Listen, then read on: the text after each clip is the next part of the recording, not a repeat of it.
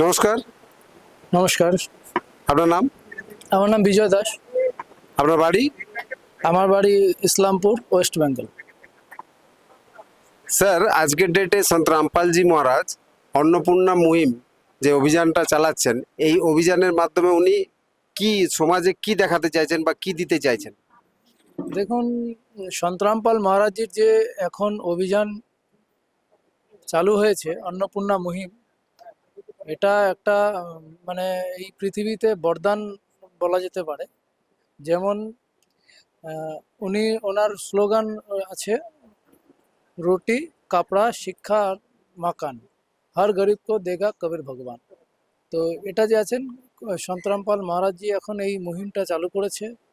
যাদের অসমর্থ, মানে যাদের আর্থিক অবস্থা খুব খারাপ, তারা এখানে সন্তরামপাল মহারাজজি তাদের জন্যে রুটি মানে খাওয়ারের ব্যবস্থা করছে।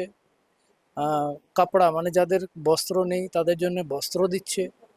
হ্যাঁ, শিক্ষা যাদের, যেসব বাড়িতে গরিব বাচ্চারা রয়েছে, পড়াশোনার জন্য খুব অসমর্থ বাচ্চারা পড়াশোনা করতে পারছে না, তাদের জন্য পড়াশোনার ব্যবস্থা রেখেছে।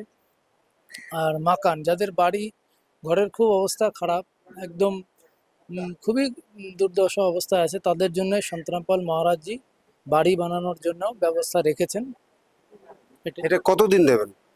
দেখুন, এটা একটা পরিবারের যদি খুব অসহায় থাকে, হ্যাঁ, সেখানে তো এটা, এই মুহিমটা যে আছে আজীবনের জন্য।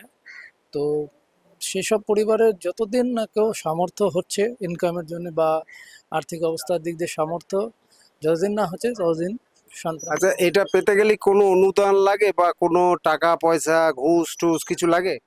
না, না, এরকম কোনো কিছুই লাগে না, টাকা পয়সা বা ঘুষ কোনো কিছুই লাগে না। এখন কোথায় কোথায় চালু হয়েছে? পশ্চিমবাংলার কোন কোন জেলাতে?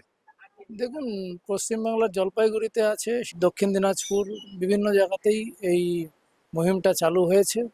আর এই মুহিমে অনেক গরিবের, যারা অসমর্থ রয়েছেন, খাওয়ার পাচ্ছে না, তাদের জন্য খুব উপকার হয়েছে। ধন্যবাদ। সৎ সাহেব।